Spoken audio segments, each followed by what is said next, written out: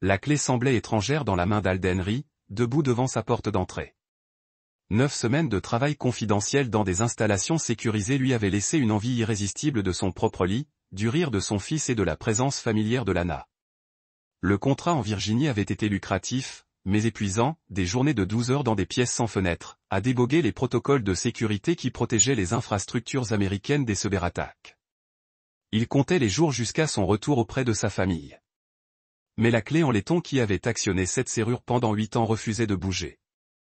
Il la sortit, l'examina sous la nouvelle lumière du porche, quand l'avait-on installée, et réessaya. Rien. Le métal frotta contre le métal avec un bruit qui lui fit serrer les mâchoires. La clé était bien la sienne. Il l'avait emportée dans son portefeuille pendant toute la mission, avec la photo de classe de Declan et leur dernière photo de famille. Mais que diable? Il recula, scrutant sa maison comme s'il la voyait pour la première fois. Les changements étaient subtils, mais indéniables. La balustrade du porche avait été peinte d'un vert différent. Le paillasson était différent. Un truc marron générique au lieu des Seattle Seahawks que Matt Declan avait choisi pour Noël dernier. Même les numéros des maisons semblaient différents, sans qu'il puisse en déterminer la raison. La caméra de sécurité installée au-dessus de la porte était indéniablement neuve. Noire et moderne, son voyant rouge clignotant vers lui comme un œil accusateur. Le paillasson était différent aussi. Un truc marron générique au lieu des Seattle Seahawks que Matt Declan avait choisi pour Noël dernier. Alden fit le tour du garage, vide. Son Ford F-150 avait disparu. Son téléphone affichait 3 barres. Il composa le numéro de Lana. Directement sur la messagerie vocale. Le téléphone de Declan fit de même. Le silence lui serrait les tympans.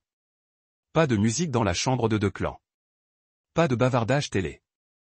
Aucun signe que quelqu'un habite ici. Il essaya le double de la clé cachée sous la fausse pierre près du tuyau d'arrosage. La serrure refusait de tourner non plus. Que l'entraînement d'Alden avait fait effet. Évaluer la situation. Recueillir des informations. Réagissez avec précision, sans émotion. Il a appelé la police de Spokane. Ici Alden Rie. J'ai besoin d'une vérification d'aide sociale au 2247 North Maple Street. Je suis en mission et je n'arrive pas à joindre ma femme ni mon fils. Ma clé ne fonctionne pas sur ma porte d'entrée. Le répartiteur a pris ces informations avec un calme professionnel. Un agent sera sur place dans les 20 minutes, monsieur. Alden s'est assis sur les marches de son Porsche et a attendu. L'air d'octobre transperçait sa veste, mais le froid semblait lointain. Tout semblait lointain. Ce n'était pas réel. Lana ne disparaîtrait pas comme ça. Elle savait que son contrat arrivait à son terme. Ils en ont parlé brièvement, avec tension, avant son départ. L'agent Martinez est arrivé dans une voiture de patrouille, suivi de l'agent Webb dans son deuxième véhicule. Martinez était jeune, probablement la trentaine, avec la posture prudente de quelqu'un qui avait vu trop de drames familiaux. Son uniforme était impeccable, son équipement méticuleusement rangé. Webb semblait faire ça depuis des décennies. Les tempes grises, le regard fixe, le genre de policier qui avait appris à décrypter les situations avant qu'elles n'explosent. Monsieur Rie, je suis l'agent Martinez. Pouvez-vous me montrer une pièce d'identité? Alden lui tendit son permis de conduire et sa carte militaire. Martinez les examina tous les deux, comparant la photo au visage d'Alden avec une minutie professionnelle. Les adresses correspondent. Martinez dit à Webb, Monsieur Rie, vous avez dit que votre clé ne fonctionnait pas avant 9 semaines. Et puis je rentre à la maison et je découvre ça. Alden fit un geste vers l'appareil photo inconnu, la mauvaise lumière du Porsche, l'impression générale que des inconnus ont vécu chez lui. Mon camion a disparu du garage. Impossible de joindre ma famille sur leur téléphone. Martinez se dirigea vers la porte d'entrée, essaya la poignée. Bien verrouillé, il frappa fermement, le bruit résonnant dans l'air calme du soir. Contrôle des services sociaux de la police de Spokane. Pas de réponse. Il frappa plus fort, appela plus fort. Police de Spokane. Il faut vérifier la résidence. Un bruit retentit à l'intérieur, à peine audible, comme un objet lourd qui heurte un meuble. Il y a quelqu'un là-dedans, dit Webb. Sa main se dirigea instinctivement vers sa radio. Il essaya à nouveau la poignée de la porte, la secoua légèrement. Toujours verrouillée. Je vais faire le tour, dit Martinez. voir s'il y a un autre moyen d'établir le contact. Alden le regarda disparaître sur le côté de la maison, scrutant les fenêtres avec sa lampe de poche. Le faisceau se reflétait sur les vitres, illuminant des pièces vides qui semblaient étrangement anormales. Les meubles de son salon étaient disposés différemment. La télévision avait complètement disparu. Quand Martinez revint, son expression était passée de la routine à l'inquiétude. « Monsieur Ri, je veux que vous restiez ici pendant que nous vérifions l'intérieur. Nous allons entrer. »« Qu'avez-vous vu ?»« Que vous restiez ici, monsieur. Nous vous expliquerons tout dès que nous saurons ce qui se passe. » Webb s'occupa de la serrure avec une efficacité éprouvée, utilisant les outils d'une petite trousse qu'il gardait dans sa voiture de patrouille. Le mécanisme s'est enclenché et la porte s'est ouverte avec un grincement qui suggérait que les gonds avaient besoin d'être graissés. Les deux policiers ont disparu à l'intérieur, leur voix devenant aussitôt étouffée et pressante. Alden les entendit traverser la maison, appelant pièce par pièce. Leur pas résonnait lourdement sur le parquet qu'il avait installé 3 ans plus tôt. Il a capté des bribes de conversation radio, quelque chose à propos d'un mineur, quelque chose à propos d'un état inconnu. Martinez est apparu 5 minutes plus tard. Le visage sombre, il cherchait déjà sa radio. « Monsieur, vous ne devriez pas entrer. Votre fils est là, mais il y a un problème. » Alden eut un coup de poing dans l'estomac. « Comment ça, il y a un problème? Est-il blessé? » « Il est vivant, mais il ne réagit pas beaucoup. Aucune trace de votre femme. La maison est en mauvais état. Combien de temps avez-vous dit que vous étiez absent? 9 semaines. Comment ça, mauvais état? Webb apparut dans l'embrasure de la porte, parlant doucement dans sa radio. Quand il eut terminé, il regarda Alden avec l'expression d'un homme qui avait vu trop de misère humaine. Des enfants sous le choc. On dirait que la maison est saccagée à l'intérieur. À quand remonte la dernière fois que tu as parlé à ta famille? Il y a 2 semaines, peut-être 3. Le projet exigeait des contacts limités pour des raisons de sécurité. Alden repoussa Webb. Son instinct parental l'emporta sur tout le reste. L'odeur le frappa en premier. Des ordures, de la nourriture avariée, quelque chose d'aigre et de négligé qui lui fit pleurer. Le salon semblait avoir été ravagé par une tornade, mais pas le genre de destruction causée par un cambriolage ou la violence. C'était de la négligence, un abandon systématique. Les meubles étaient renversés, mais pas cassés. Des sacs poubelles avaient été fendus, leur contenu éparpillé sur le sol, des boîtes de céréales vides, du pain moisi, des boîtes de plats à emporter nettoyées des semaines auparavant. Des vêtements étaient partout, mais pas saccagés, juste abandonnés. Comme si quelqu'un avait cessé de se soucier de quoi que ce soit, Declan était assis sur le canapé au milieu du chaos. Le fils d'Alden, âgé de 15 ans, paraissait plus petit que dans ses souvenirs, plus maigre. Ses cheveux noirs pendaient en mèches grasses qui n'avaient pas été shampouinés depuis des semaines. Il portait le même t-shirt Nirvana que lors de leur dernier appel vidéo, mais maintenant taché et flottant sur sa silhouette qui rétrécissait. Declan. Alden s'agenouilla devant le canapé, la voix prudente. « Mon fils, que s'est-il passé ?» Le regard de Declan se fixa lentement sur lui, comme quelqu'un qui se réveille d'un profond sommeil. La reconnaissance prit plusieurs secondes, comme si son cerveau avait du mal à assimiler l'existence de son père. « Papa. » Le mot sortit, brisé et incertain. « Oui, c'est moi. Je suis là maintenant. Où est ta mère ?» Declan ouvrit la bouche, mais aucun mot ne sortit. Il regarda la pièce détruite comme s'il la voyait pour la première fois. La confusion remplaça la reconnaissance dans ses yeux. « Monsieur Reese, » dit Martinez derrière lui. « Il faut que tu sortes. C'est ma maison. C'est mon fils. »« Monsieur, je comprends. Mais il y a un problème. Nous devons appeler les services de protection de l'enfance et faire examiner le garçon par un médecin jusqu'à ce que nous sachions ce qui s'est passé. Je sais ce qui s'est passé. Je travaillais. J'avais un contrat avec la sécurité intérieure. Je peux vous montrer les papiers. » La radio de Webb grésillait. Il s'éloigna pour répondre. Il parla d'une voix basse et pressante. À son retour, son expression avait complètement changé. « Monsieur Ri, il faut qu'on parle dehors maintenant. » Sur le porche, Webb lui tendit une enveloppe en papier craft. Celle-ci se trouvait au commissariat et avait été déposée 2 semaines auparavant. Alden l'ouvrit, les doigts engourdis. des documents juridiques, une ordonnance de protection temporaire, son nom figurant comme défendeur. La requérante, Lana Hartley. Les allégations lui brouillaient la vue. Violence psychologique, intimidation psychologique, menace de violence, une allégation selon laquelle il souffrait de stress post-traumatique militaire et était devenu de plus en plus instable et dangereux. C'est impossible, dit-il. J'étais dans un centre sécurisé en Virginie. J'ai des ordres de déploiement.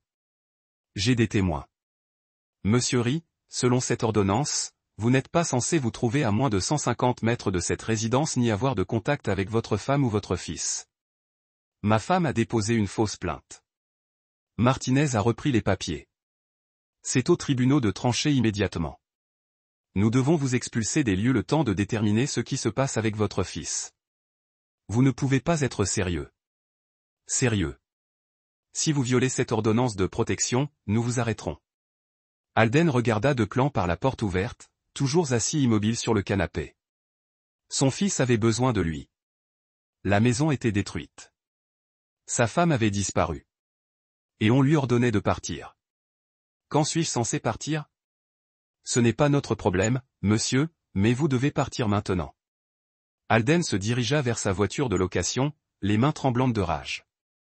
Il ne pouvait exprimer sa colère. Derrière lui, il entendit Webb appeler une ambulance et les services sociaux. La chambre de motel de Sprague Avenue sentait le désinfectant et le désespoir.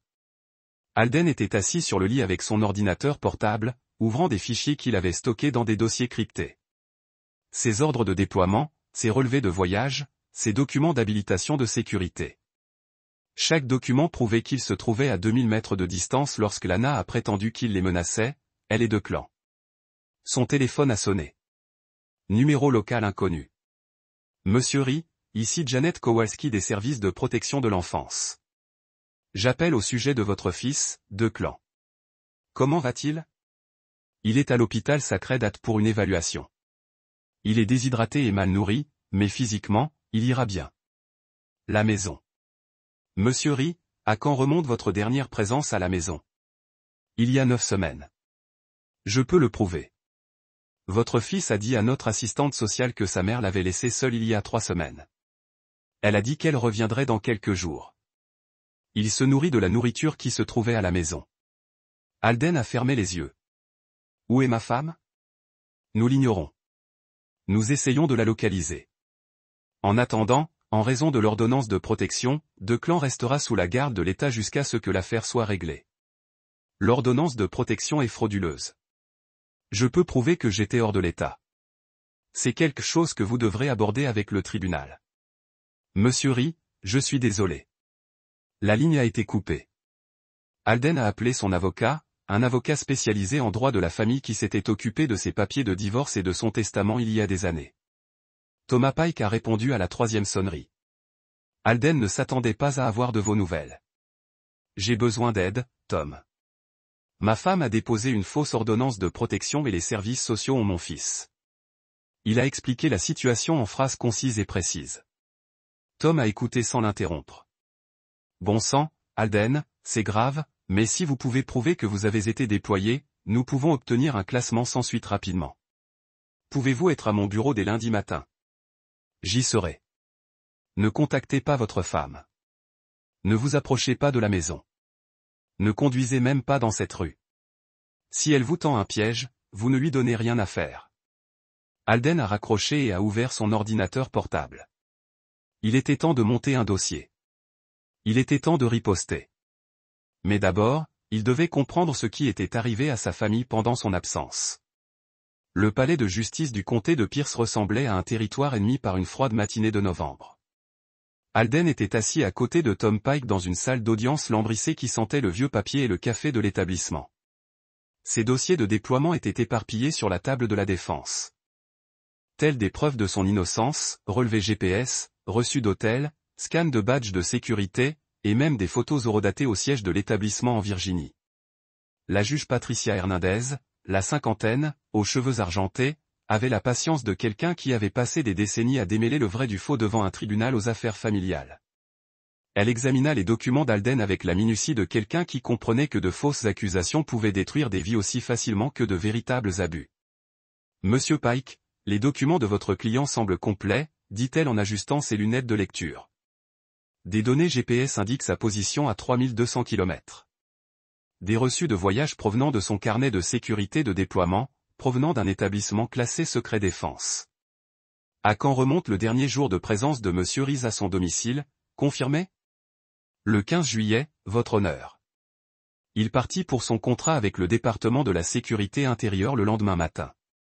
Nous disposons d'une vidéo de surveillance de l'aéroport international de Spokane montrant son départ et le relevé de la voiture de location de l'aéroport de Dallas-Fort Worth, en Virginie, indiquant son arrivée. Le juge Hernandez s'est tourné vers la table vide où l'avocat de Lana aurait dû être assis. Son absence était révélatrice, même son avocat commis d'office avait apparemment renoncé à défendre l'indéfendable. Je constate que la requérante ne s'est pas présentée à cette audience. Le conseil a-t-il contacté le tribunal? La greffière, une femme d'une soixantaine d'années austère, a secoué la tête. Aucune réponse à nos convocations, votre honneur. Le bureau du défenseur public s'est désisté hier, invoquant l'impossibilité de contacter son client. Très bien. Le juge Hernandez a clos le dossier et s'est tourné vers Alden. Monsieur Bray, les preuves que vous avez présentées démontrent clairement que vous n'étiez pas présent dans l'État de Washington pendant la période couverte par ces allégations. L'ordonnance de protection semble reposer sur des informations fabriquées de toutes pièces. Elle a marqué une pause, laissant le poids de cette déclaration se faire sentir dans la salle d'audience. Compte tenu des preuves présentées et de l'absence de comparution du requérant ou de la non-présentation de documents contradictoires, je lève l'ordonnance de protection temporaire avec effet immédiat. Monsieur Ri, vous êtes libre de retourner chez vous et de reprendre contact avec votre enfant mineur. Tom serra l'épaule d'Alden. Nous déposerons une demande de garde d'urgence cet après-midi, avec les preuves d'abandon et de fausses accusations. Vous devriez obtenir la garde exclusive d'ici une semaine. À la sortie du tribunal, Alden ressentit un soulagement pour la première fois depuis son retour. Son téléphone sonna aussitôt, le numéro qu'il attendait. Monsieur Rees, c'est encore Janet Kowalski des services de protection de l'enfance. J'ai entendu parler de la décision du tribunal. Votre fils vous réclame constamment. Comment va-t-il? Il a pris du poids et nos conseillers disent qu'il s'ouvre davantage. Il est hébergé en famille d'accueil, mais il veut rentrer à la maison. Êtes-vous prêt? Plus que prêt. Le service pédiatrique de l'hôpital Sacred a été peint de couleurs gaies qui ne masquaient en rien l'odeur de désinfectant et la tristesse ambiante. Alden passa devant des chambres remplies d'enfants malades, leurs familles veillant sur eux dans des fauteuils inconfortables. Le bruit des équipements médicaux et les conversations étouffées créaient un climat de crise contrôlée. Declan était assis, calé dans son lit de la chambre 314, le bras gauche tendu vers le haut, lui apportant les nutriments dont son corps avait besoin depuis des semaines. Il leva les yeux lorsqu'Alden entra et quelque chose qui était serré dans sa poitrine se détendit enfin. Papa. Le mot sortit comme une prière pleine de soulagement et d'incrédulité. Alden le serra doucement dans ses bras, conscient du matériel médical et de la fragilité de son fils. Declan se sentait plus petit dans ses bras, mais il était chaud, vivant et réel. Je suis là, mon fils. Je ne retournerai plus jamais nulle part. Je croyais que maman avait dit que tu ne reviendrais pas. Elle avait dit que tu avais trouvé une autre famille et que le travail militaire n'était qu'un prétexte pour nous quitter. Ces mots frappèrent Alden comme des coups. Ce n'est pas vrai. Tu sais que ce n'est pas vrai, n'est-ce pas? Je sais maintenant. Declan baissa les yeux sur ses mains, encore trop fines, mais qui ne tremblaient plus. Mais comme tu n'avais pas appelé pendant si longtemps et qu'elle n'arrêtait pas de répéter que les restrictions de sécurité étaient réelles, Declan, je ne pouvais pas appeler quand je voulais. Je devais utiliser des lignes surveillées à des heures précises. J'ai essayé de vous joindre tous les deux, mais le téléphone de ta mère tombait sans cesse sur la messagerie parce qu'elle l'avait jeté. Elle en a reçu un nouveau avec un autre numéro. Elle a dit qu'elle ne voulait pas que tu nous trouves. Declan a glissé la main sous son oreiller et en a sorti une petite clé USB, la manipulant comme si elle contenait quelque chose de dangereux. J'ai enregistré des trucs. Pendant ton absence, Alden a pris la clé, remarquant le léger tremblement des mains de son fils lorsqu'il la lui a tendue. Quel genre de truc? Maman l'amenait ici. Kellen, le type d'Elm Street, a 2 pâtés de maison d'ici. Ils étaient ensemble dans ton lit. La voix de Declan s'est apaisée, plus pleine de honte. Elle a dit, je devrais l'appeler papa. Une rage brûlante a traversé l'esprit d'Alden, mais il a gardé sa voix calme et maîtrisée. Son fils avait besoin de force, pas de colère. Que s'est-il passé d'autre? Il parlait de toi, d'argent, de la vente de tes outils et de ta moto, de la maison. Declan a croisé son regard avec une expression bien trop vieille pour ses 16 ans. Je me suis caché dans le grenier et je les ai enregistrés. Je ne savais pas quoi faire d'autre. J'avais peur, mais je savais que quelque chose n'allait vraiment pas. Alden a serré la main de son fils. Tu as fait exactement ce qu'il fallait. Tu t'es protégé et tu as documenté la vérité. Il fallait du courage. Maman m'a dit que si jamais je parlais à quelqu'un au sujet de Kellen, elle dirait que je mens pour te protéger. Que personne ne me croirait parce que les enfants mentent toujours pour protéger leurs parents violents. Mais je n'ai jamais maltraité personne. Je sais, papa. Je l'ai toujours su. Mais elle n'arrêtait pas de le répéter comme si elle essayait de me le faire croire aussi. Ce soir-là, Alden était assis dans son salon propre avec son ordinateur portable et la clé USB de Declan. Le son était assez clair. La voix de Lana. Puis un homme, probablement Kellen Brody. Il est tellement stupide. Il ne comprendra jamais. Lana disait, les militaires sont tous pareils. Ils se croient intelligents, mais ils ne voient pas ce qui se passe sous leurs yeux. Et le gamin? Declan ne dit rien. Il a peur de moi. Kellen rit. On devrait peut-être l'envoyer vivre chez ses grands-parents. Le mettre à l'écart définitivement. Ou le placer en famille d'accueil. Je pourrais dire qu'Alden l'a aussi maltraité. Qui croirait un adolescent de 15 ans malgré les rapports de police officiels? L'enregistrement dura 27 minutes. À la fin, Alden comprit toute l'ampleur des plans de sa femme. La fausse ordonnance de protection n'était que le début. Elle avait l'intention de réclamer la maison, de liquider ses biens et de disparaître avec Kellen, le présentant comme un vétéran instable qui avait abandonné sa famille. Elle avait aussi parlé de placer Declan en famille d'accueil s'il devenait trop problématique. Alden enregistra les dossiers dans plusieurs endroits sécurisés. Puis il appela Tom Pike. « J'ai besoin d'un nouvel avocat, Tom. Quelqu'un avec une expérience criminelle. » « De quoi parlez-vous ? » ? Ma femme a commis un parjure. Elle a déposé de fausses plaintes. Elle a comploté pour m'escroquer et abandonner notre fils. Je veux qu'elle soit poursuivie avec toute la rigueur de la loi. Tom resta silencieux un instant. Alden, es-tu sûr ? Des affaires familiales comme celle-ci. Elle a laissé Declan seul pendant 3 semaines. Il aurait pu mourir. Elle n'aura pas une seconde chance de lui faire du mal. Bon, je connais quelqu'un. Morgan Sipp, ancienne avocate au JAG, gère des dossiers complexes de droit de la famille et de défense pénale. Elle est chère, mais elle est impitoyable. Organisez une réunion. La séance de stratégie au bureau de Morgan Sipp, en centre-ville, ressemblait à un briefing militaire, ce qui convenait parfaitement à Alden. Morgan avait éparpillé des documents sur sa table de conférence, relevés bancaires, relevés téléphoniques, actes de propriété, déclarations d'assurance et les enregistrements de Declan sur clé USB, retranscrits en pages dactylographiées. C'est plus qu'une simple fraude familiale, dit Morgan en tapotant une section surlignée des transcriptions. Votre femme a commis un parjure en déposant cette ordonnance de protection, un crime de classe C dans l'État de Washington, passible d'une peine maximale de 5 ans de prison. Alden a étudié les preuves qui s'étalaient devant eux. Quoi d'autre? Mise en danger d'enfant au premier degré. Elle a abandonné un enfant mineur pendant 3 semaines sans surveillance, sans nourriture et sans aucun moyen de contacter les secours. C'est un autre crime. Morgan a ensuite examiné un autre dossier. Ensuite, il y a la fraude à l'assurance. Pendant votre mission, elle a déposé une réclamation auprès de votre assurance habitation, affirmant que quelqu'un s'était introduit chez vous par effraction et avait volé pour $8 000 d'appareils électroniques et d'outils, mais que rien n'avait été volé. Exactement.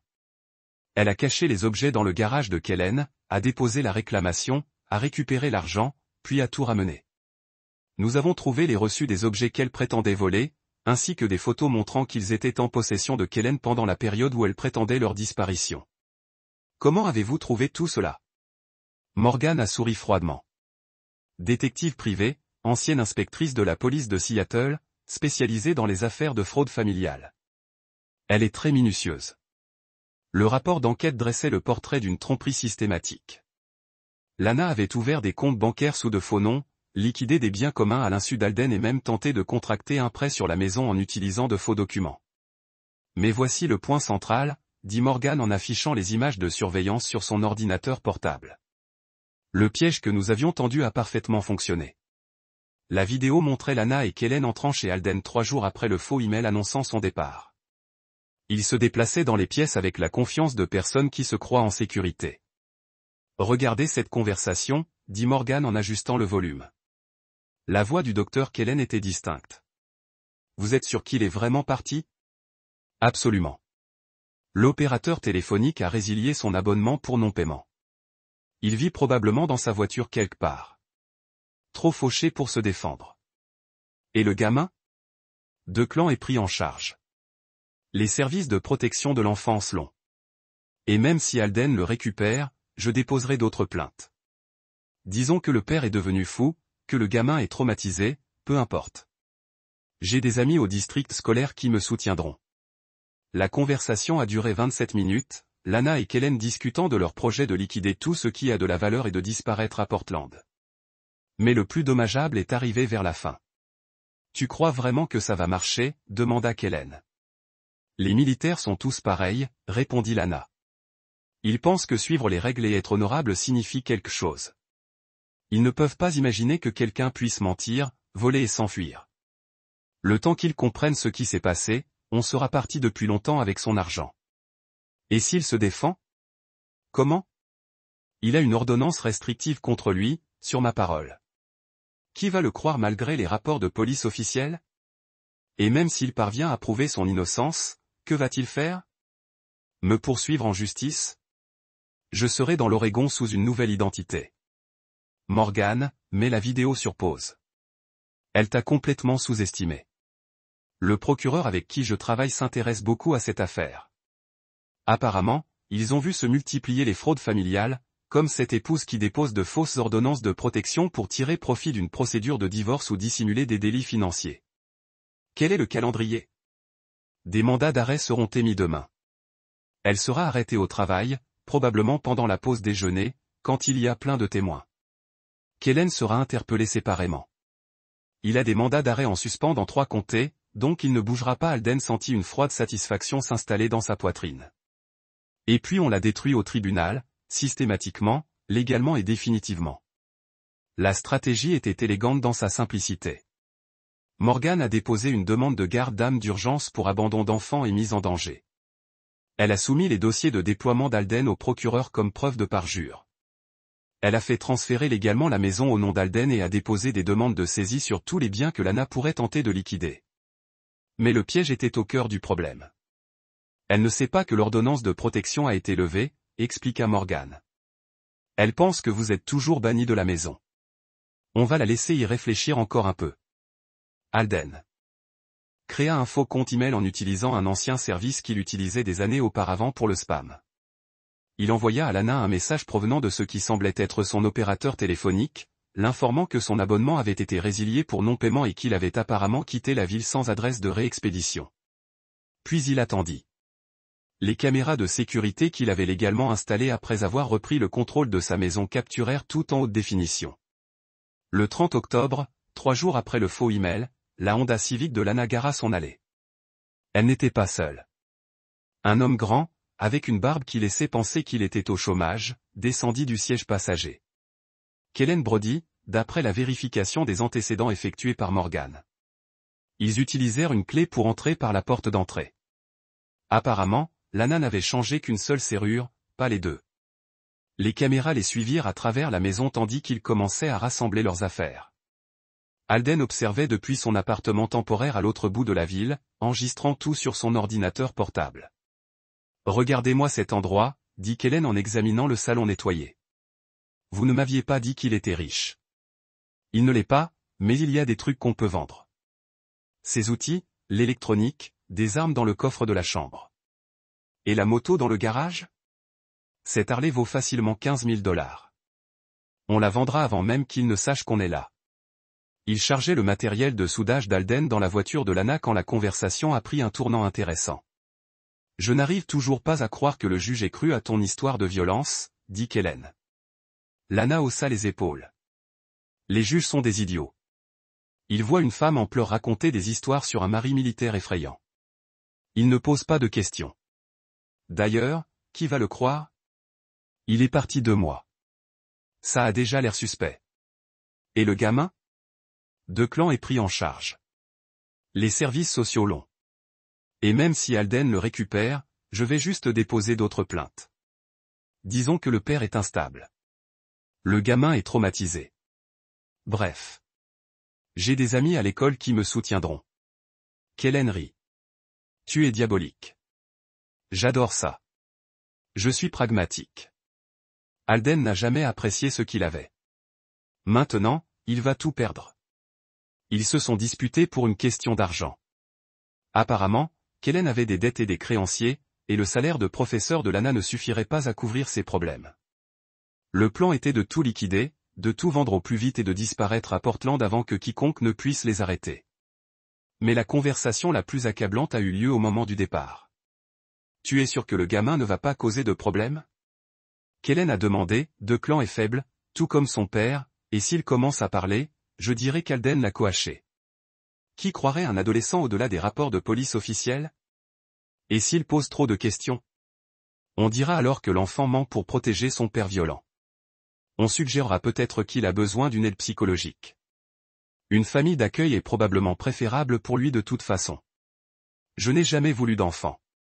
Alden a arrêté l'enregistrement. Il en avait assez entendu. L'arrestation s'est déroulée exactement comme Morgan l'avait prédit. Alden n'était pas là pour assister à l'incident, mais les médias locaux ont couvert l'affaire ce soir-là. Un conseiller d'orientation du lycée a été arrêté pour fraude. Les images montraient Lana menottée hors du lycée Roosevelt, sous le regard de ses collègues et élèves depuis les fenêtres de la classe. Selon les médias, elle était en pleine réunion de parents lorsque la police est arrivée. Les parents avaient apparemment demandé ce qui se passait et Lana avait tenté de prétendre que c'était une erreur, que son mari cherchait à la piéger après avoir découvert son comportement violent. Mais la police disposait de mandats d'arrêt appuyés par de nombreuses preuves. Il n'y avait aucune explication possible quant aux aveux enregistrés, aux faux documents, ni à la chronologie claire de son parjure. Kellen Brody a été arrêté 3 heures plus tard dans un bar sportif du centre-ville, ignorant apparemment que sa vie était en jeu. Sur le point d'imploser.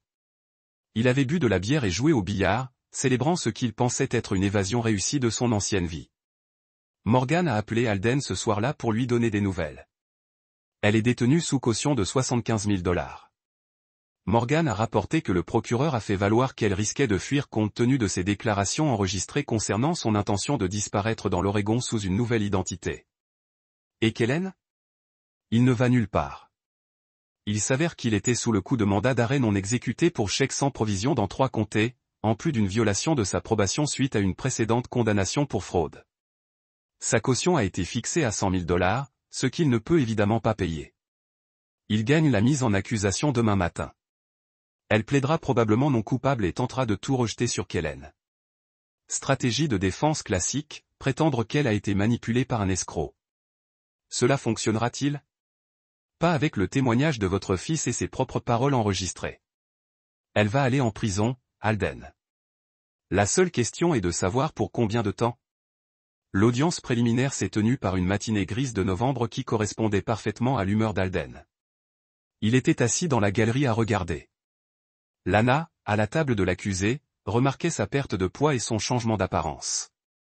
Ses cheveux étaient plus courts et plus foncés, ses vêtements plus classiques. Elle essayait de projeter l'image d'une femme repentie qui avait appris de ses erreurs. Son nouvel avocat était James Wilson, un avocat commis d'office qui semblait préférer être ailleurs.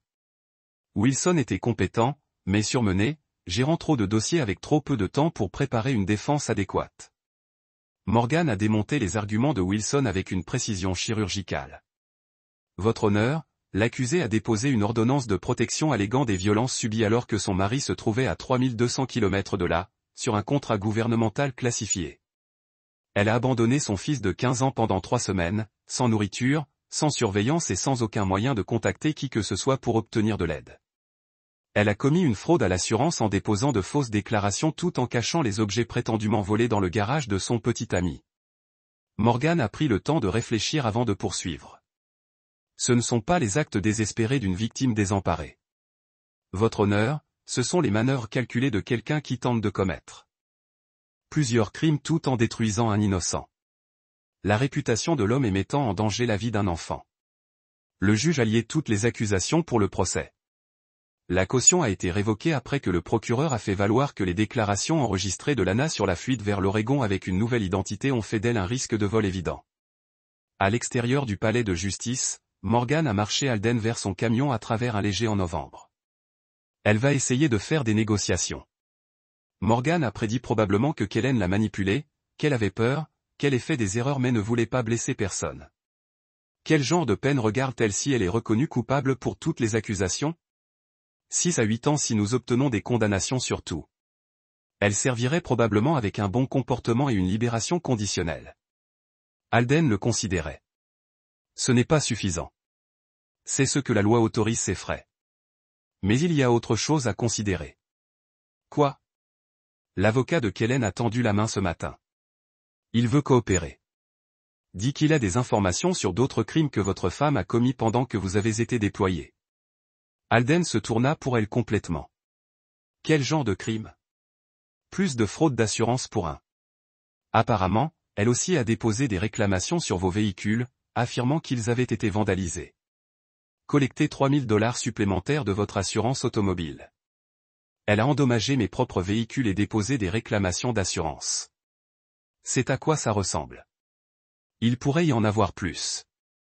Si Kellen en témoigne, nous pouvons probablement ajouter plus d'accusations de crime. Faites-le. Je veux que chaque crime qu'elle ait commis soit poursuivi dans toute la mesure de la loi. Il y a encore une chose, a déclaré Morgan, ouvrant sa mallette. L'enquêteur privé a trouvé quelque chose d'intéressant. Elle lui a remis un dossier de manille rempli de relevés bancaires et de dossiers de transactions. Votre femme a ouvert 3 comptes différents sous des variations de son nom de jeune fille. Elle siphonne de l'argent de vos comptes conjoints depuis plus de 6 mois, pas seulement pendant votre déploiement. Alden a scanné les documents. De petits retraits, jamais assez pour déclencher des alertes, mais ils ont augmenté à près de $15 000. Elle planifiait cela depuis longtemps, car au mois janvier, en fonction de ses dossiers.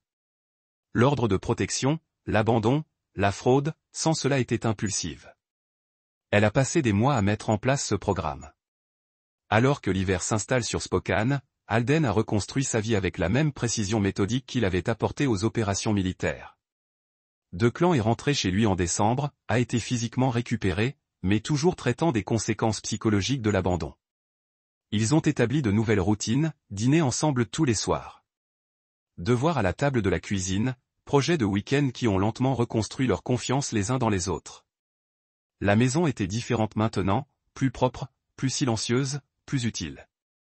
Alden avait jeté tout ce qui lui rappelait des photos, des vêtements, des livres, des meubles qu'elle avait choisis. Il construisait quelque chose de nouveau de la fondation que la mise à jour voyait 2 fois par semaine, a expliqué que la récupération de l'abandon des parents avait pris du temps. Il va bien, a-t-elle déclaré à Alden lors d'une de leurs conférences mensuelles. Mais attendez-vous à des revers. La confiance prend du temps à reconstruire, même entre les pères et les fils. Quel genre de revers? Anxiété lorsque vous êtes en retard à la maison. Inquiété que vous puissiez repartir. Parfois, la colère contre vous pour des choses qui n'étaient pas votre faute. Up from his physics homework. Dad, do you ever miss her? Alden considered the question carefully. This was important. Maybe the most important conversation they had since reuniting. No, son. I don't. Not all, not even the good times. The person he thought she was never existed. Those good times were built on lies he didn't recognize. He can't miss someone who was never real. DeClan nodded slowly, processing this. She used to tell me you they never come back, that you didn't really love us, ce travail était plus important pour vous que la famille. Que pensez-vous maintenant? Je pense qu'elle avait tort sur tout. Mais parfois j'entends toujours sa voix dans ma tête, vous savez, me disant des choses qui ne sont pas vraies. C'est normal. Le docteur Chan dit que ces voix s'estompent avec le temps si nous ne les nourrissons pas. Comment ne les nourrissons-nous pas? En vivant dans la vérité au lieu de la peur. En construisant quelque chose de réel ensemble au lieu de s'inquiéter des choses qui ne se produiront pas. À travers la fenêtre, Albin a regardé la neige s'accumuler dans la rue où il vivait pendant 8 ans. Bientôt, ce serait Noël, leur premier Noël sans Lana, mais pas leur dernier Noël en famille. Son téléphone bourdonnait d'un texte de Morgan. Les négociations de plaidoyer ont échoué. Elle revendique toujours l'innocence. Date du procès fixée à partir du 15 mars. Elle joue tout sur un jury. Alden a supprimé le message sans répondre. Laissez-la jouer. Il avait construit son cas sur des preuves, pas d'espoir. Il était prêt pour la bataille finale. La cour supérieure du comté de Spokane était plus pleine que d'habitude pour un matin de mars. Les affaires domestiques ont rarement dessiné des foules, mais Ward était sorti de l'entrepreneur militaire dont la femme avait tenté de l'encadrer pour abus tout en volant ses actifs et en abandonnant leur fils. Alden s'est assis au premier rang derrière la table du procureur, portant son meilleur costume et l'expression d'un homme qui avait déjà gagné. À côté de lui, Declan secoua avec sa cravate. À 16 ans, il avait pris du poids et avait perdu le look creux qu'il avait hanté au cours des premières semaines après le sauvetage. « Tu es nerveux ?» demanda tranquillement Alden. « Un peu, mais je veux faire ça. »« Vous n'avez pas à le faire. Les enregistrements suffisent. »« Non, papa. Je veux qu'elle l'entende de moi. » De l'autre côté de la salle d'audience, Lana s'est assise avec son nouvel avocat, quelqu'un avec de meilleurs titres que le défenseur public surmené qui avait géré son audience préliminaire. Elle portait une robe bleue conservatrice et un maquillage minimal, projetant l'image d'une femme réformée qui avait fait des erreurs mais méritait la compassion. Alden ne ressentait rien quand il la regarda. Pas de colère, pas de mal, pas de traces persistantes de tout ce qu'il avait ressenti. Elle était simplement un obstacle, cela devait être retiré de sa vie en permanence. La procureure de district Rebecca Walsh s'est tenue pour faire sa déclaration d'ouverture. Walsh était dans la quarantaine avec le type d'intensité contrôlée qui est venu d'eux. Poursuivre des criminels authentiques au lieu de petits trafiquants de drogue et de conducteurs ivres. Mesdames et messieurs du jury, cette affaire concerne la trahison à plusieurs niveaux. L'accusé a trahi son mari, son fils et le système juridique lui-même dans une tentative calculée de voler de l'argent et des biens tout en détruisant la réputation d'un homme innocent. Elle les a méthodiquement parcourus par la chronologie. Le déploiement d'Alden dans un établissement gouvernemental classifié. L'affaire de Lane avec Kellen Brody. La fausse ordonnance de protection à déposer alors qu'Alden était à 2000 de distance. L'abandon de Declan âgé de 15 ans pendant 3 semaines sans nourriture ni supervision. L'accusé affirmera qu'elle était confuse, effrayée, manipulée par M. Brody, mais les preuves montrent qu'elle était l'architecte de ce programme. Elle a déposé de faux rapports de police avec des détails fabriqués spécifiques. Elle a forgé des SMS pour soutenir ses affirmations. Elle l'a abandonné fils, non pas parce qu'elle avait peur, mais parce qu'il n'était pas pratique pour ses plans. Walsh s'arrêta à la boîte de jury. À la fin de ce procès, vous comprendrez que ce n'était pas un différend domestique qui a mal tourné. Il s'agissait d'une tentative délibérée et préméditée de détruire la vie d'un homme et de mettre en danger la sécurité d'un enfant pour de l'argent. L'avocat de la défense, Jonathan Reeves, a adopté une approche différente. Il a peint Lana comme victime d'un mari émotionnel et d'un petit ami manipulatrice qui l'avait égaré. Mon client a fait des erreurs graves, mais il provenait d'un lieu de désespoir et de peur, pas de cupidité ou de méchanceté. Madame Ree était mariée à un homme qui a disparu pendant des mois à la fois, la laissant seule pour élever leur fils et maintenir leur ménage. Quand elle a rencontré M. Brody, elle a trouvé quelqu'un qui offrait un soutien émotionnel qui avait manqué son mariage. Ree a reconnu l'ordonnance de fausse protection, mais a affirmé qu'elle avait été déposée parce que Lana craignait vraiment ce qu'Alden pouvait faire lorsqu'il a découvert sa liaison. Mesdames et messieurs, les mariages brisés font que les gens font des choses ne feraient normalement pas. Les actions de mon client étaient fausses, mais elles provenaient de la faiblesse humaine, pas de l'intention criminelle. Alden a dû admettre que Reeves était bon. Il a fait sonner Lana comme une femme au foyer solitaire qui avait fait de mauvais choix, pas un prédateur calculant qui a essayé de détruire sa famille à des fins lucratives. Mais ensuite, l'accusation a commencé à présenter des preuves. Walsh a d'abord appelé Alden au stand. Il a témoigné dans des peines factuelles claires sur son déploiement, son autorisation de sécurité, son absence totale de l'État de Washington pendant la période où Lana a affirmé qu'il la menaçait. Monsieur Ree, avez-vous déjà menacé votre femme ou votre fils? Non. Avez-vous déjà affiché un comportement violent envers votre famille? Jamais. Avez-vous déjà reçu un diagnostic de SSPT ou toute autre condition psychologique? Non. J'ai subi des évaluations psychologiques dans le cadre de mon processus d'autorisation de sécurité. Tous les résultats étaient normaux. Pendant le contre-interrogatoire, Reeves a tenté de peindre Alden en tant que père émotionnel qui avait abandonné sa famille pour le travail.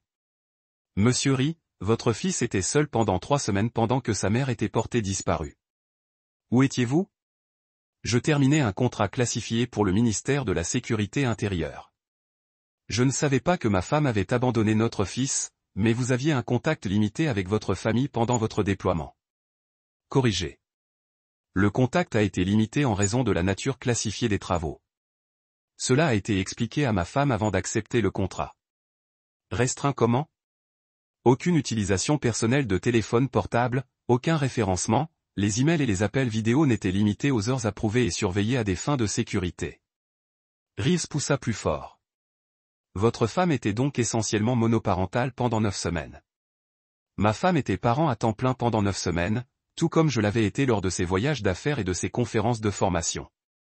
La différence est que je n'ai jamais abandonné notre fils. Le cas du procureur s'est construit méthodique sur 3 jours. Les spécialistes des cybercrimes du FBI ont témoigné sur les messages textes forgés trouvés sur le téléphone de Lana. Les enquêteurs bancaires ont montré comment elle avait liquidé des comptes conjoints et caché l'argent dans les comptes sous le nom de Kellen. Les enquêteurs sur la fraude en assurance ont expliqué la fausse réclamation de cambriolage qu'elle avait déposée lors de la déploiement d'Alden. Mais le témoignage le plus dommageable est venu de Declan lui-même. Il a pris position le 4e jour, portant un costume qui le faisait paraître plus âgé que ses 16 ans. Sa voix était stable alors que Walsh le guidait à travers son témoignage. Declan, pouvez-vous dire au jury ce qui s'est passé après le départ de votre père pour sa mission de travail en juillet? Au début, tout était normal. Maman semblait plus heureuse. En fait, elle sortait plus, restait debout tard, parlait beaucoup au téléphone. Quand avez-vous vu Kellen Brody pour la première fois chez vous? Peut-être 2 semaines après le départ de papa, maman a dit qu'il aidait quelques réparations, mais il a commencé à passer la nuit. Comment cela vous a-t-il fait ressentir? Inconfortable. Il a agi comme s'il y vivait. Il a mangé la nourriture de papa, a utilisé les outils de papa, dormait dans le lit de papa. Votre mère a-t-elle expliqué pourquoi Monsieur Brody restait chez vous? Elle a dit que papa ne revenait pas. Qu'il a trouvé une autre famille et le travail de l'armée n'était qu'une excuse pour nous quitter. Avez-vous cru cela? Non, papa ne me ment pas. Walsh a présenté les enregistrements audio ensuite. Le jury a écouté en silence alors que la voix de Lana remplissait le courtroom, décrivant son plan pour détruire Alden et discuter de la possibilité de mettre Declan en famille d'accueil s'il devenait trop de problèmes. À la fin de l'enregistrement, plusieurs jurés regardaient Lana avec un dégoût évident. Declan, quand ta mère t'a-t-elle laissé tranquille dans la maison? 3 semaines avant que papa ne rentre à la maison. Elle a dit qu'elle et Kellen se rendaient à Portland pendant quelques jours pour regarder les appartements. Elle m'a quitté $100 et a dit qu'elle serait de retour bientôt, mais elle n'est pas revenue. Non. J'ai attendu et attendu. L'argent s'est épuisé après 1 semaine. J'ai mangé tout ce qui était dans la maison. Céréales, craquelins, de la soupe. J'ai essayé de l'appeler, mais son téléphone a été déconnecté. Pourquoi n'avez-vous pas appelé? Quelqu'un d'autre pour obtenir de l'aide? La voix de Declan est devenue plus silencieuse. Elle m'a dit que si jamais j'appelais la police ou les services à l'enfance, ils me mettaient en famille d'accueil et que je ne reverrais plus jamais papa. Elle a dit, les enfants en famille d'accueil sont maltraités et personne ne se soucie d'eux, alors vous êtes resté seul pendant 3 semaines. Oui. Vous avez effrayé? Oui. Pendant le contre-interrogatoire, Reeves a essayé de suggérer que Declan exagérait ou avait été entraîné par son père, mais le témoignage du garçon n'a jamais hésité, et les enregistrements audio ont corroboré tous les détails. Declan, vous aimez beaucoup. Vous avez enregistré des conversations privées entre votre mère et Monsieur Brody. Que Lana avait été un bon enseignant et membre de la communauté. Il a mis un psychologue sur le stand qui a parlé du stress des mariages militaires et de la façon dont l'isolement pourrait conduire à une mauvaise prise de décision. Mais il n'a pas appelé Lana pour témoigner dans sa propre défense. Le défendeur choisit de ne pas témoigner. Reeves a annoncé lorsque le tribunal a reconnu jeudi matin. Alden a compris pourquoi les enregistrements avaient détruit toute crédibilité qu'elle aurait pu avoir. La mettre sur le stand ne ferait que l'accusation que plus d'occasion de dénoncer ses mensonges. Kellen Brody avait déjà plaidé coupable à ces accusations en échange de témoignages contre Lana. Son témoignage l'a peinte comme le cerveau derrière les régimes de fraude et de liquidation des actifs. Elle savait exactement ce qu'elle faisait. a-t-il dit au jury. L'ordonnance de protection, la réclamation d'assurance, le déplacement de l'argent, c'était toute son idée. Elle a dit que les militaires étaient trop stupides pour le comprendre jusqu'à ce qu'il soit trop tard. Des arguments de clôture ont eu lieu vendredi matin. Walsh était brutal dans son résumé. L'accusé veut que vous croyiez qu'elle était victime. Une femme solitaire conduite au désespoir par un mari absent. Mais les victimes ne déposent pas fausses rapports de police avec des détails fabriqués. Les victimes n'abandonnent pas leurs enfants pendant 3 semaines sans nourriture ni supervision. Les victimes ne commettent pas de fraude à l'assurance ni ne volent pas les actifs de leurs conjoints pendant qu'ils servent leur pays. Elle s'arrêta devant la boîte de jury. Lana Ri n'est pas une victime. C'est une prédatrice qui a ciblé sa propre famille à des fins lucratives. Elle a essayé de détruire la réputation de son mari, de voler ses biens et d'abandonner son fils. Elle a échoué parce que Declan était assez courageuse pour documenter ses crimes et qu'Alden était assez intelligente pour prouver son innocence. La voix de Walsh se durcit. L'accusé n'a montré aucune pitié à son mari ou à son fils. Vous ne devriez lui montrer aucune pitié. Reeves a fait une dernière tentative d'humaniser son client, arguant que ses actions provenaient du désespoir plutôt que de la méchanceté. Mais les preuves étaient écrasantes et le jury avait clairement décidé. Ils ont délibéré pendant moins de 4 heures. Alors que le jury a atteint un verdict, les 4 femmes se tenaient. Nous avons, votre honneur, sur la charge de parjure au premier degré. Comment trouvez-vous coupable l'accusation de mise en danger des enfants au premier degré? Comment trouvez-vous coupable de la charge de fraude à l'assurance? Comment trouvez-vous coupable de l'accusation de vol au premier degré? Comment trouvez-vous coupable? Les verdicts se sont poursuivis. Coupable sur tous les chefs d'accusation. Lana était assise immobile alors que sa vie était officiellement détruite. Le juge Martinez a prévu une condamnation pour le mois suivant. Lana a été renvoyée immédiatement en détention. Sa caution s'est révoquée alors que la salle d'audience a vidé. Alden sentit la main de Declan sur son épaule. C'est fini, a déclaré son fils. Ouais, c'est fini. 3 semaines plus tard, ils sont revenus pour condamner. Le juge Martinez avait passé en revue le rapport de conclusion, les déclarations d'impact sur les victimes et les lettres des 2 côtés. Madame Ri, vos actions représentent une trahison profonde de confiance à plusieurs niveaux. Vous avez trahi votre mari, votre fils et le système juridique lui-même. Les preuves montrent que vos crimes ont été prémédités, calculés et conçus pour causer un dommage maximal aux personnes innocentes. Elle a condamné Lana à 6 ans de prison d'État sans possibilité de libération conditionnelle pendant 3 ans. La peine comprenait également une perte permanente des droits parentaux et une ordonnance sans contact qui resterait en vigueur indéfiniment. Kellen Brody avait déjà été condamnée à 8 ans en accusation combinée de plusieurs juridictions. Apparemment, ces régimes de fraude s'étaient étendus bien au-delà de sa relation avec Lana. À l'extérieur du palais de justice, Morgan a serré la main d'Alden. C'est fait, a-t-elle dit. Elle ne peut plus vous blesser aux 2 clans. Merci. Quelle est la prochaine étape pour vous deux? Alden regarda Declan, qui regardait le palais de justice avec une expression de soulagement et d'épuisement. Nous reconstruisons. Aussi simple que ça. Des mois plus tard, un samedi soir chaud d'octobre, presque exactement 1 an depuis qu'Alden était rentré chez lui pour constater que sa clé ne fonctionnerait pas, que père et son fils travaillaient sur la première voiture de Declan dans le garage. La Honda Civic de 1997 avait besoin de plus de travail qu'elle ne valait la peine, mais c'était le leur maintenant. Un projet qui appartenait à leur nouvelle vie. Papa, il y a quelque chose que je veux te demander, dit Declan, en levant les yeux le compartiment moteur où il remplaçait les bougies d'allumage. Alden fit une pause dans son travail sur le liquide de transmission. Qu'est-ce que c'est? Tu pensais jamais à elle? Je me demande comment elle se fait en prison. Ce n'était pas la première fois que Declan posait cette question, et Alden savait que ce ne serait pas le dernier. Son fils traitait toujours tout ce qui s'était passé. Essaie toujours de comprendre comment un parent pouvait abandonner son enfant. Non, fils. Je ne le fais pas. Pas du tout. Elle ne faisait pas de tarification. Elle a fait un coup de pouce. Elle disait la vérité. Elle avait préféré l'argent et les émotions fortes à la famille. Ce n'était ni des erreurs ni des accidents. C'était des décisions délibérées. Declan s'essuya les mains graisseuses sur un chiffon en y repensant. Parfois, je me demande si les choses auraient pu être différentes. Comment? S'il avait été plus souvent à la maison pendant ces années. Si elle avait suivi une thérapie pour ce qui la rendait malheureuse. Si nous avions tous davantage parlé en famille au lieu de simplement cohabiter sous le même toit. Alden s'assit dans sa ranche. Et a vraiment regardé son fils. Cultiver plusieurs. Pouces et rempli. Le loup creux et effrayé qu'il avait hanté au cours des premières semaines après le sauvetage a complètement disparu. Il avait l'air en bonne santé, confiant, ancré. Fils, certaines personnes sont brisées d'une manière qui ne peut pas être fixée par d'autres personnes plus belles pour eux.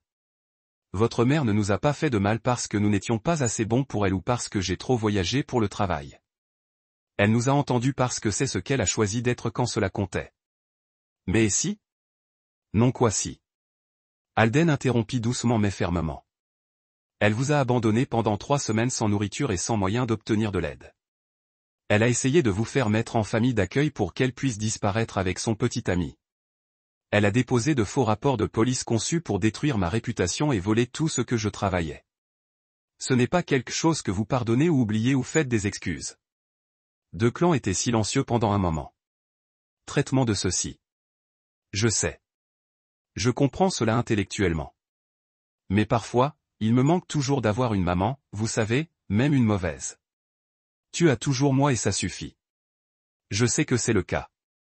Mais parfois, je vois d'autres familles, des familles normales et je me demande à quoi cela aurait été. Alden se rapprocha de son fils, choisissant soigneusement ses paroles. Les familles normales sont construites sur la confiance et l'honnêteté et les gens se mettent en premier. Nous avons ça maintenant. Il a fallu un certain temps pour le construire, mais nous l'avons. Ils ont travaillé dans un silence confortable pendant un certain temps. Les sons des outils et des pièces de moteur créant un rythme qui ressemblait à la maison.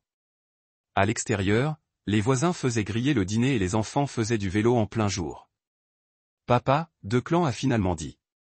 Ouais. Je suis content que tu es revenu. Je suis content que vous ayez combattu pour nous. Il n'y a jamais eu de doute à ce sujet, fils. Jamais. La lettre est arrivée un mardi de novembre, exactement 18 mois après la condamnation de Lana. Alden a reconnu l'adresse de retour immédiatement centre correctionnel de l'État de Washington pour les femmes. Le nom de Lana a été imprimé dans le coin supérieur gauche dans des lettres de bloc soigneuses qui semblaient les pratiquer. Il l'a transportée sur la cheminée sans l'ouvrir. L'enveloppe se sent plus lourde que le papier devrait. Derrière lui, Declan leva les yeux de ses devoirs de calcul. Qu'est-ce que c'était? Rien d'important. Était-ce d'elle? Oui. Alden s'est agenouillé près de la cheminée et a frappé un match. Les flammes ont consommé la lettre en quelques secondes, ne laissant que des cendres et de la fumée qui ont disparu la cheminée. Vous ne l'avez pas lu? Demanda Declan. Pas d'insuffisance. Elle a eu 18 ans pour me parler. Honnêtement, elle a choisi des mensonges et des manipulations à la place. J'ai fini d'écouter tout ce qu'elle a à dire. Mais que se passe-t-il si elle essayait de s'excuser? Alden remuait les cendres avec un poker, s'assurant que chaque trace de la lettre a été détruite. Les excuses sont pour les gens qui font des erreurs. Ce qu'elle a fait était délibéré.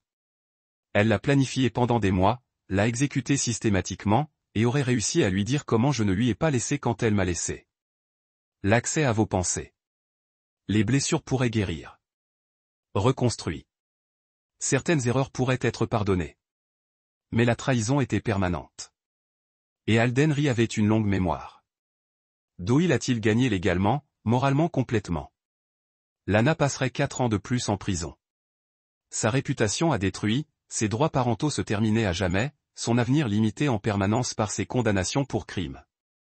Quand elle a finalement été libérée, elle serait une ex-détenue d'âge moyen sans famille, aucune perspective de carrière et aucun moyen de reconstruire ce qu'elle a détruit. Que ce n'était pas le pardon. Ce n'était pas la miséricorde. C'était la justice. Et la justice était suffisante. Je ne pardonne pas aux traîtres, dit tranquillement, en regardant le dernier des cendres disparaître sur la cheminée. Et je ne lis pas leurs mensonges. L'incendie a créé paisiblement dans le foyer reconstruit de leur maison reconstruite, réchauffant le père et le fils qui survivraient à la trahison et se sont émergés plus forts. Demain apporterait de nouveaux défis, de nouvelles opportunités, de nouvelles raisons d'être reconnaissantes pour la famille qu'ils avaient sauvée. Mais ce soir, ils étaient à la maison en sécurité ensemble. Et c'était tout.